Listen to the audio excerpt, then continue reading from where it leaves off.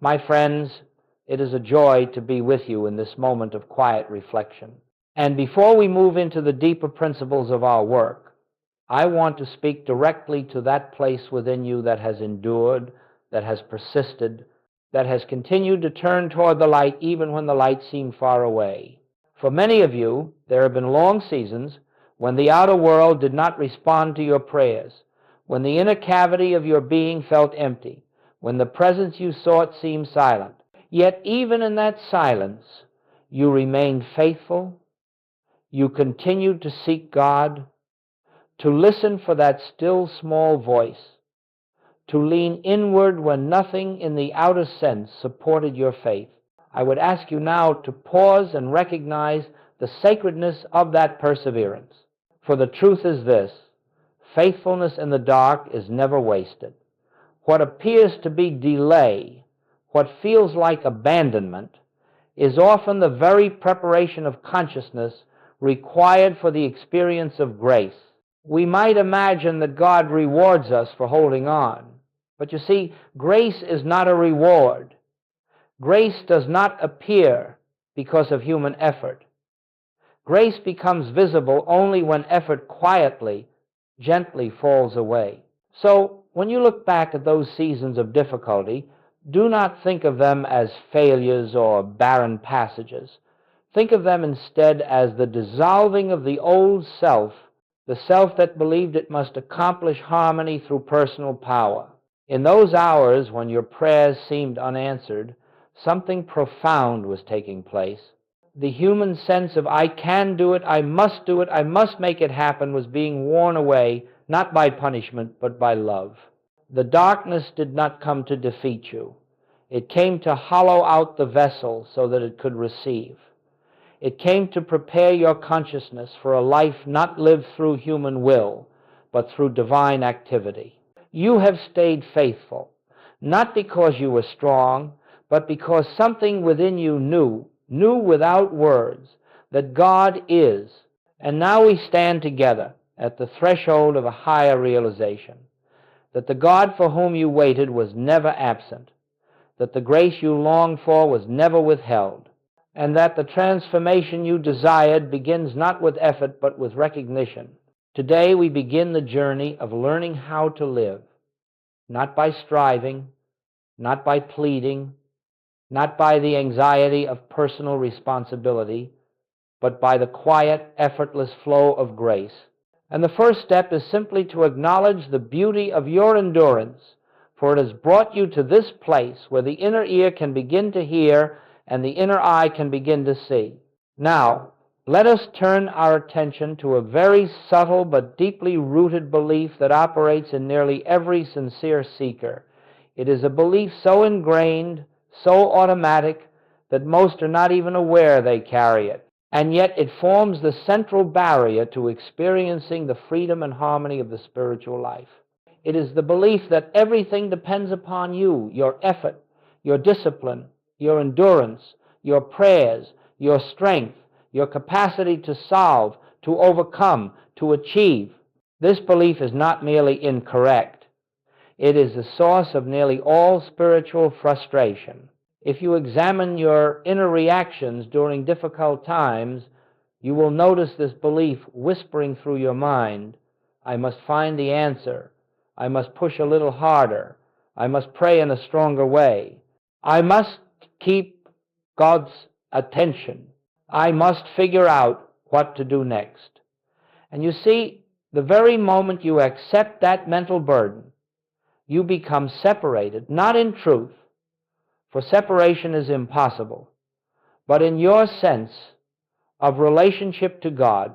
In that instant, God becomes something external to be reached, persuaded, or activated, and you become the one responsible for initiating divine activity. But I say to you, this is the great illusion. The activity of God does not begin because of your effort, and it does not cease because of your weakness. The harmony of spirit does not depend upon the strength of the individual. Divine intelligence is not waiting for your command. It is functioning eternally, universally, impartially. And your task is never to set God into motion, but to recognize the motion already present. You see, the belief that I must do something to make spiritual truth effective is the essence of personal sense. It is the conviction that I, as a separate being, must accomplish spiritual good. And this is the very root of struggle. As long as you believe you are the one who must achieve harmony, healing, supply, you cannot help but feel anxious, because deep within you know you have no such power. And so life becomes a cycle of effort, followed by disappointment, followed by intensified effort, until eventually consciousness becomes weary. This is not a failure, this is grace in disguise. For when personal effort reaches its limit, something within you finally becomes still enough to say, Father, I cannot, but you already are. In that moment, the shift begins. What we are learning is this: the spiritual life is not lived through human will, but through divine willingness. You do not make the sun rise, you do not make the tide move, you do not animate the breath within your body. These occur through the invisible activity of life itself, and the same principle applies to everything you have been trying to fix, change, or improve. As long as you stand at the center of your efforts, attempting to manage life by your own strength, you will experience the wearying sense of carrying a burden too heavy to bear. But when you begin to release that belief, when you begin to recognize that harmony is not created but revealed, not produced but perceived, then you step out of the way and allow the divine presence to perform its own work in you, through you, and as you. Let us, then, begin gently to question every inner impulse that says, I must. Let us begin to watch the subtle ways in which the mind tries to take responsibility for life. And let us learn to replace that burden with a simple recognition. God is the life of my being. God is the activity of my experience. God is the source, the substance, and the law of all good. And I need only witness the unfoldment of that which already is. As we go deeper into this work, let us turn our attention to one of the most misunderstood principles of the spiritual life, the law of grace. I ask you to listen not with a mind that seeks to analyze or compare, but with that inner stillness which alone can receive the truth of spirit, for grace is not a concept to be understood intellectually. It is a living reality that dawns upon consciousness when the personal self recedes. Now, many have been taught implicitly or explicitly that grace is something bestowed by God in response to human behavior, that God rewards the faithful, the obedient, the devout, that grace is some kind of divine compensation for righteous living.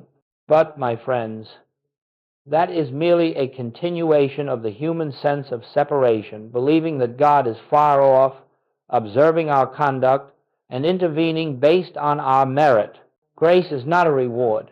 Grace is not something earned. Grace is not selective. Grace does not come to some and not to others.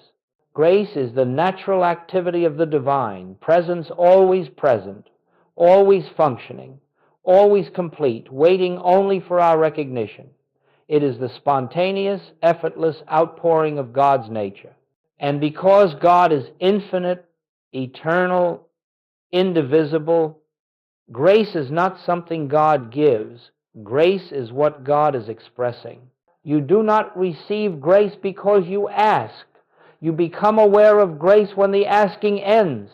You do not attract grace through devotion. You become conscious of it when devotion becomes silent listening. You do not compel grace to act. You witness its action when personal will is surrendered. Do you see the shift? Grace is never the result of your effort. It appears to become active only when effort dissolves. The personal mind, with its ambitions, its fears, its demands and expectations, stands as the only barrier to the experience of grace. Not because grace is absent, but because grace cannot be perceived through the lens of striving. Imagine sunlight pouring through a window. The light does not begin when you open the curtain. It was shining long before. Your act merely allows you to see what has always been present.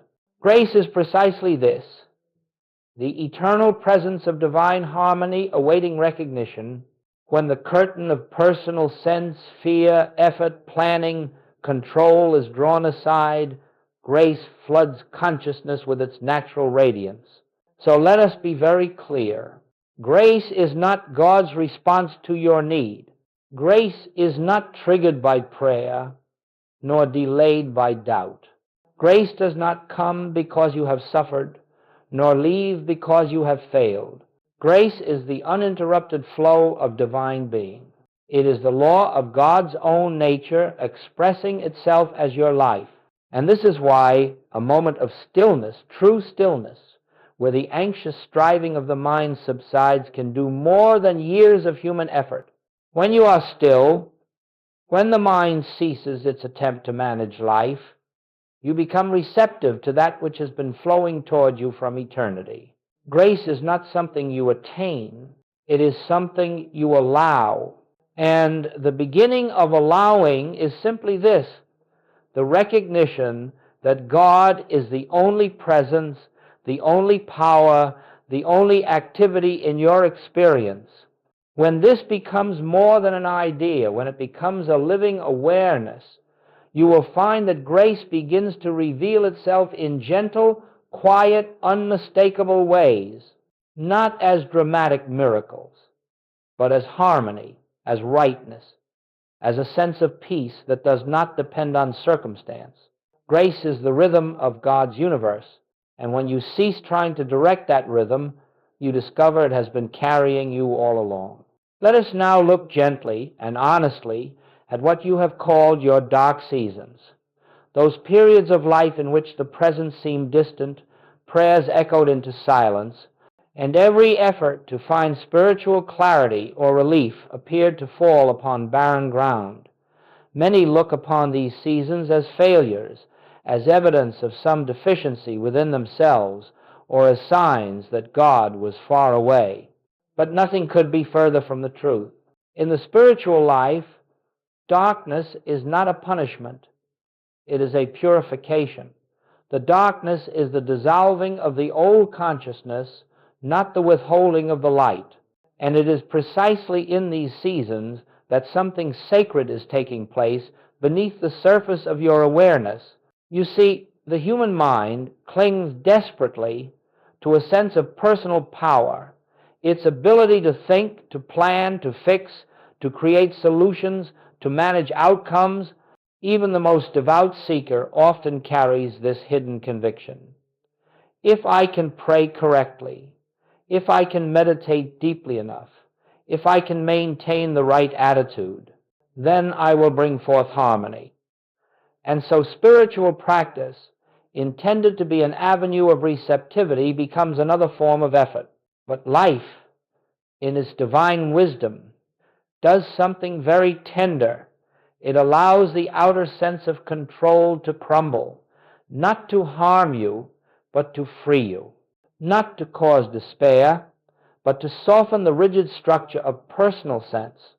For as long as you believe that you must accomplish spiritual good, grace cannot be recognized. As long as you stand at the center of your universe, directing your own healing, your own supply, your own destiny, you cannot perceive the invisible activity of God. So the darkness comes not as an enemy, but as a teacher, and it gently removes every illusion you have relied upon. The feeling of abandonment you experienced was not the absence of God, but the absence of your former sense of self. It was the dissolving of that part of you that believed it must hold life together through effort. And although it felt painful, it was the greatest mercy. It was the preparation of consciousness. Faithfulness in darkness is the turning point of the spiritual journey. For when you continue to trust, even when trust brings no immediate reward, when you continue to sit in silence, even when silence yields no comfort, when you continue to open your heart to God, even when God seems mute, the personal sense begins to surrender. It cannot maintain itself under those conditions. It yields, and in that yielding, a space is created. Into that space, grace flows. The surface of the mind may have felt dry, but in the depths of your being, something was opening, expanding, becoming receptive. The ego was being emptied, and the emptiness, though misunderstood by many, is the doorway to grace. For grace requires a vessel, not a vessel filled with fear or striving or self-will, but a vessel emptied of self-sufficiency. So when you reflect on the dark places you have walked through, do not regret them. Do not imagine they delayed your spiritual progress. They advanced it. They humbled the personal sense, and humility is the soil in which spiritual awareness grows. Your faithfulness, your willingness to keep turning toward a presence you could not feel was the ripening of consciousness. You were being prepared for a life not governed by your own strength, but sustained by the infinite, and the fruit of that preparation is what we now call grace. Let us now move into one of the most transformative practices in this spiritual work, what I have called resting in the Word. And I would like you to approach this not as a technique, not as something to be performed or executed, but as a quiet posture of consciousness in which the striving self finally steps aside and allows grace to reveal itself. You see, the majority of what is called spiritual practice is still rooted in effort. Even when we speak holy words, even when we recite scripture, even when we meditate, there is often a hidden intention behind it. If I do this correctly, something will change. If I concentrate hard enough, I will receive guidance. If I affirm truth long enough, my condition will improve. But all of this is merely the personal mind trying to use spiritual truth as a tool to accomplish a personal desire. It is still the human self attempting to direct the activity of God. The moment you attempt to use truth to change a condition, you step out of truth. For truth is not a hammer to break circumstances, nor a rope to pull blessings down from heaven.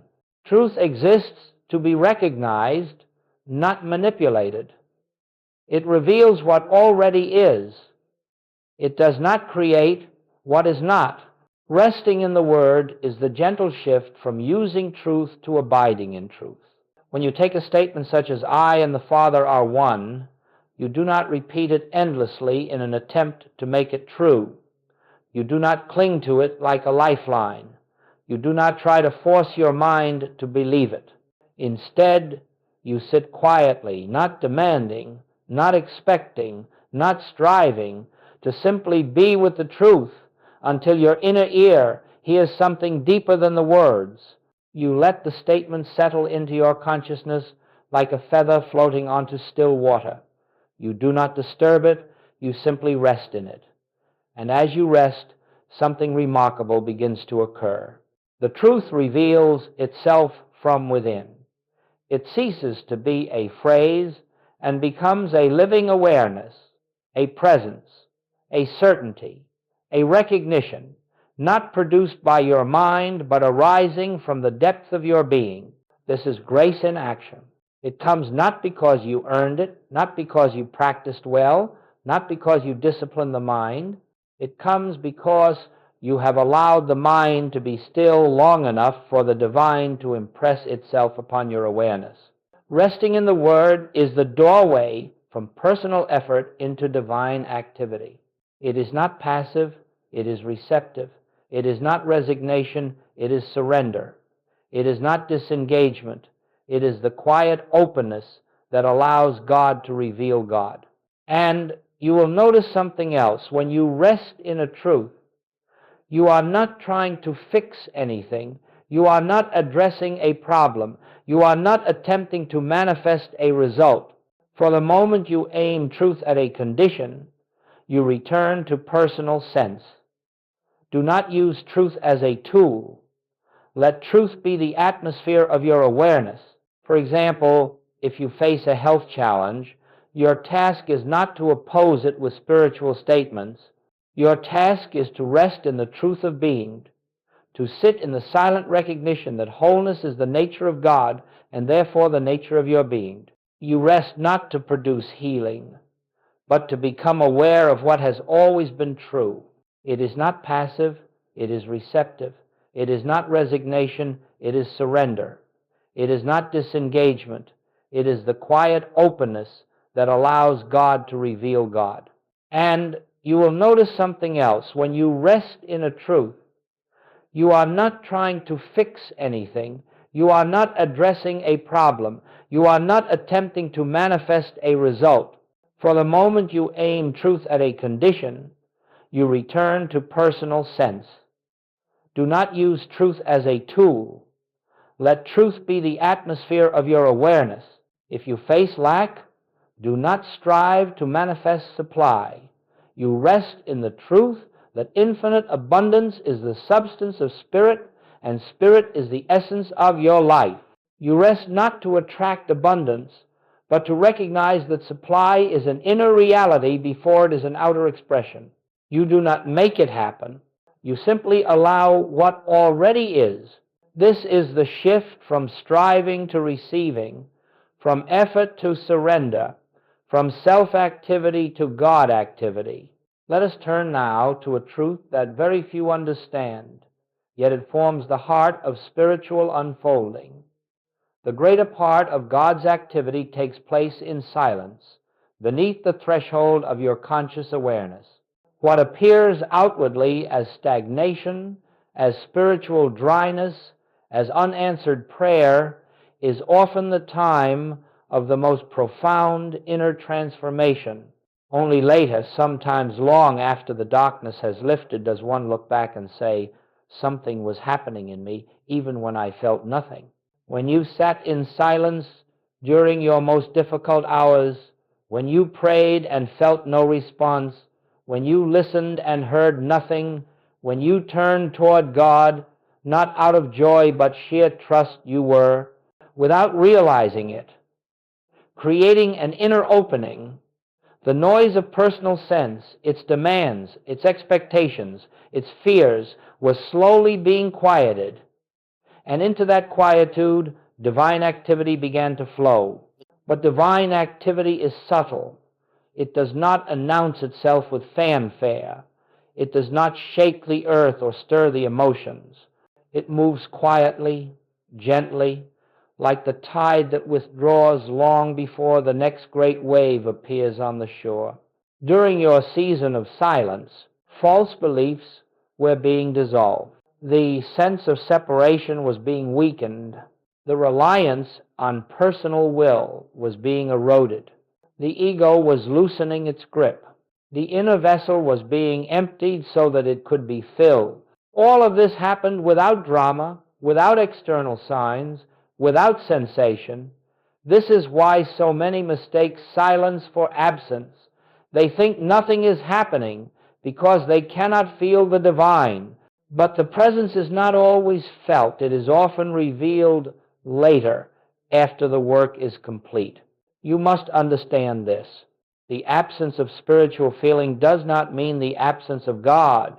In fact, some of the most sacred work the Spirit ever performs occurs when the personal self feels nothing at all. Think of it this way. If your mind were constantly filled with spiritual comfort or emotional upliftment, the ego would cling to the experience and attempt to reproduce it. The human self would mistake the feeling for God, and so to protect you from this illusion, the Spirit often works in a way that bypasses sensation entirely. This is why your season of silence was not a spiritual desert, it was a spiritual womb. The new consciousness was forming. The inner structure of your being was being rearranged. Your capacity for grace was expanding. You were being prepared not for a dramatic experience, but for a deeper awareness of God's eternal presence. And now, as you stand here with a heart softened by struggle and a mind made humble by unanswered questions, you are ready to witness what was taking shape all along. You are ready to see that you were not waiting for God. God was preparing you for recognition. God was working in the unseen places of your being, shaping you into a vessel through which grace may flow effortlessly. So let us release any regret for the silent years. Let us bless the darkness that purified us. Let us bless the stillness that emptied us. For without those hidden workings, the consciousness required for grace could not have awakened. You were never alone. You were never forgotten. You were being transformed. As we come to this next phase of our unfolding, let us consider what it means to live by grace, not merely to experience moments of grace, not merely to glimpse its activity in prayer or meditation, but to enter into a state of consciousness where grace becomes the governing principle of daily life. For the spiritual life is not fulfilled on the meditation mat alone. It is fulfilled in the ordinariness of each day, in the passing moments, in the simple activities through which God expresses as your being. Now, you may ask, how does one live by grace? What does it look like? And the answer is both beautifully simple and profoundly transformative. To live by grace is to live from the awareness that God is the only presence and the only power operating as your life.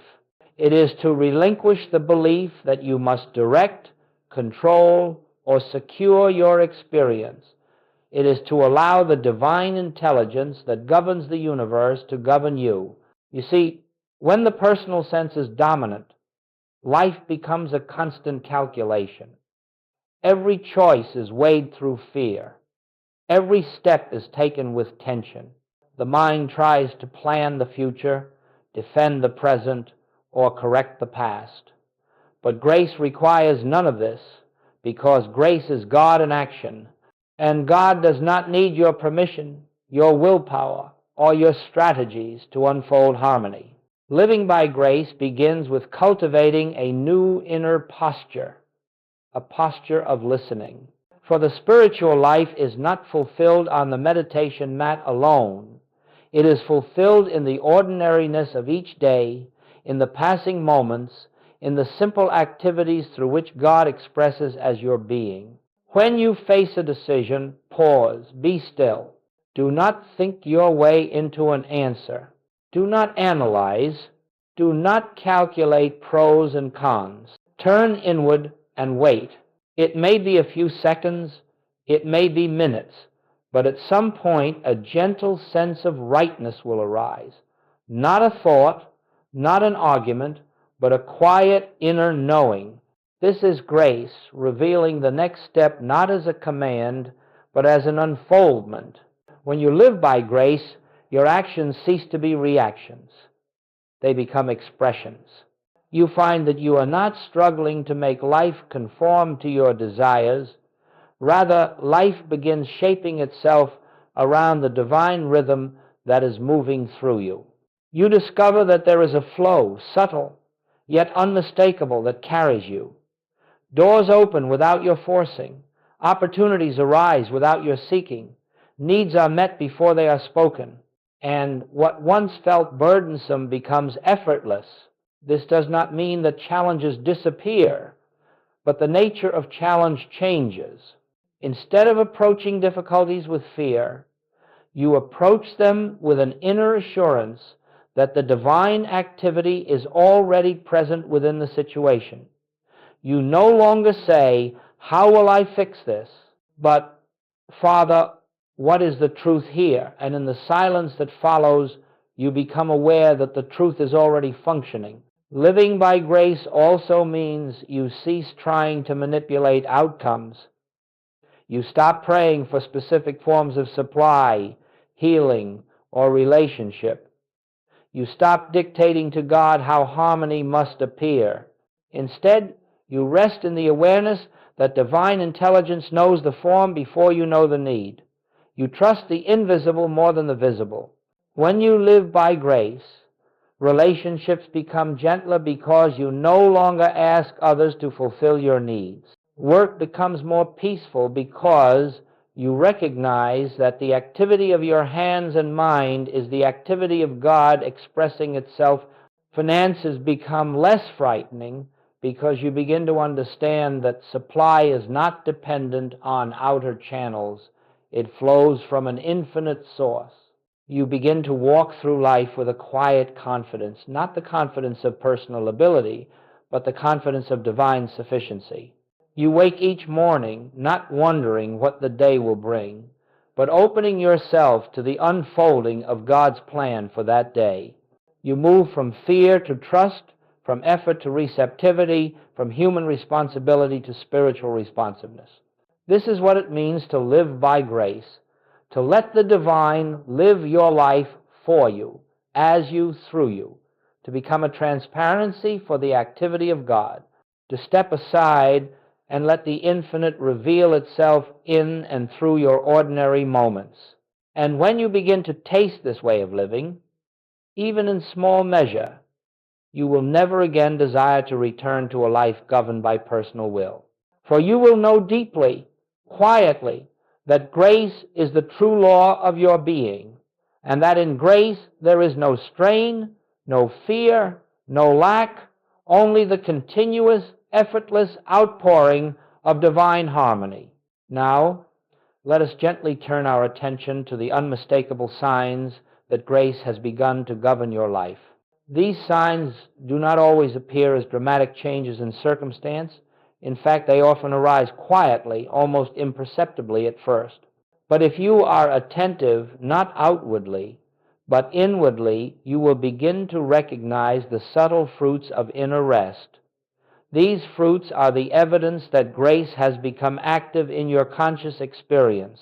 The first evidence of grace is peace, not emotional peace, not the temporary relief that comes when problems subside, but a deep, abiding peace that is wholly independent of conditions.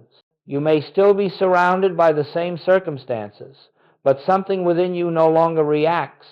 A stillness forms in the center of your being, and you discover that you are not disturbed by the outer world. This peace is the hallmark of grace, for it arises not from improved conditions, but from the awareness of divine presence. The second evidence of grace is clarity, not the clarity of the analytical mind, but a spiritual clarity, a gentle knowing that comes without effort. Decisions that once frightened you now unfold with ease.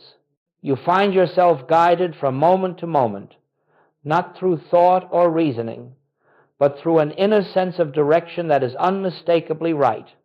You do not know how you know, but you know. And this knowing is the voice of grace. Then comes a softening of fear. You may notice that the anxieties that once seemed overwhelming now lose their power. They appear like distant echoes, unable to stir the depths of your being. You discover that you no longer rely on the outer world for assurance, because assurance has arisen from within. This is not denial. It is the recognition that divine presence is the only real security. Another fruit of grace is effortless right action. You begin to notice that your days flow with greater harmony. You meet the right people at the right time. Opportunities present themselves naturally. Obstacles dissolve quietly without requiring your struggle. What seemed difficult now becomes simple, not because the world has changed, but because you are no longer attempting to live through personal will. Grace is doing the work. You will also experience a loosening of attachment to outcomes, to timelines, to personal desires. You no longer cling to specific forms of good. Instead, you rest in the assurance that divine intelligence knows the form better than you do. And because you have released the rigidity of expectation, life can bring you good in ways the human mind could never have imagined. This openness is the soil in which miracles take root.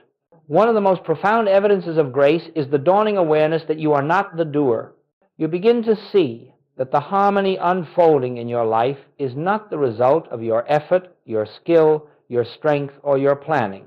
You recognize that God is the activity of your being, and that every act of good which flows through you is the manifestation of divine presence expressing itself.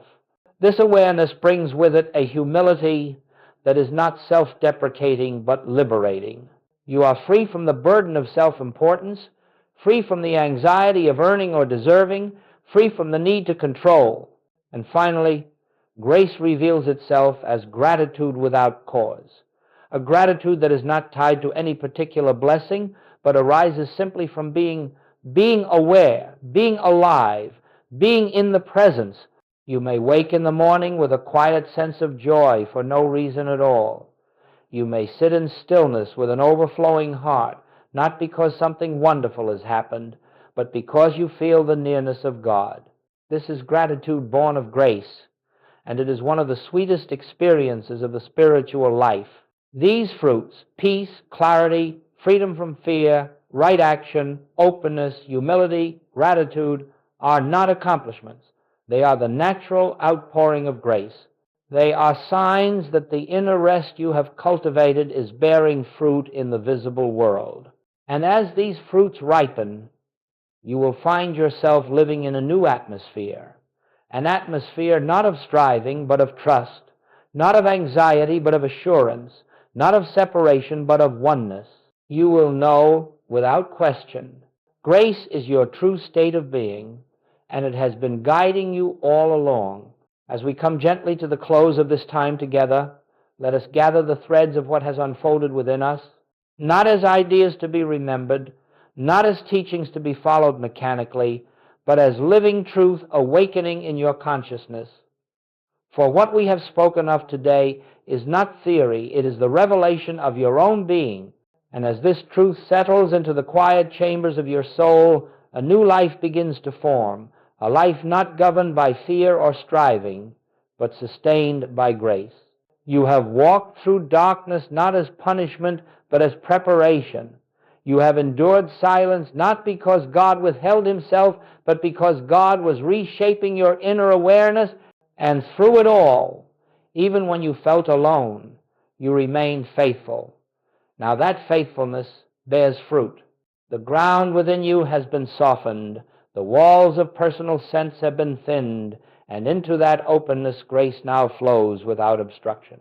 Do not imagine that you are returning to the life you once lived. You are not. You are stepping into a new dimension of being, a life in which your actions arise from inner peace rather than outer pressure, a life in which your decisions emerge from divine intuition rather than human fear, a life in which your needs are met through the unobstructed activity of the infinite rather than through the anxious efforts of the finite. You are not being asked to become something more. You are being invited to let go of what you never were, the anxious self, the striving self, the self that believed it was separate from God. All of that was an appearance, a temporary shadow cast by the mind. Now you are awakening to the truth that has always been.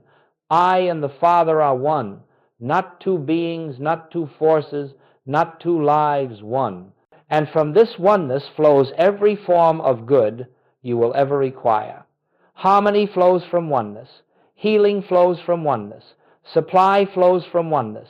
Peace flows from oneness. But these blessings do not come because you seek them. They appear because you have ceased to seek anything outside yourself and have turned inward to the divine center where all is already complete.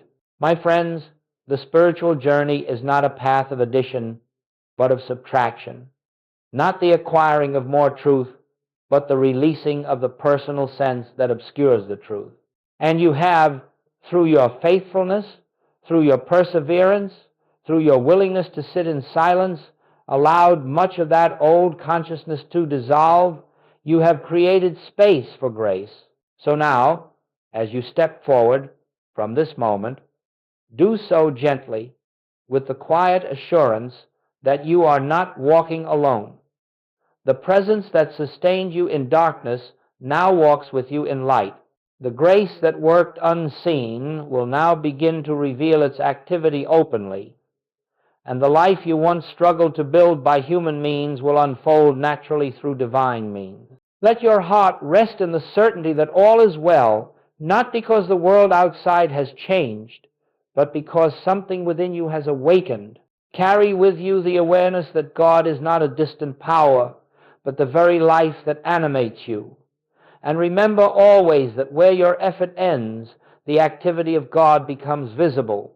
You are stepping into a new rhythm now, a rhythm of ease, of peace, of inner assurance, a rhythm in which you do not strive but allow, you do not cling but release, you do not fear but trust, a rhythm in which grace becomes the melody of your daily life. Go forward, then, not with effort, but with recognition, not with striving, but with surrender, not with fear, but with the quiet knowing that the grace you sought has always been the grace that carried you. This is your new beginning. This is your new life. This is the effortless light that follows faithfulness in the dark.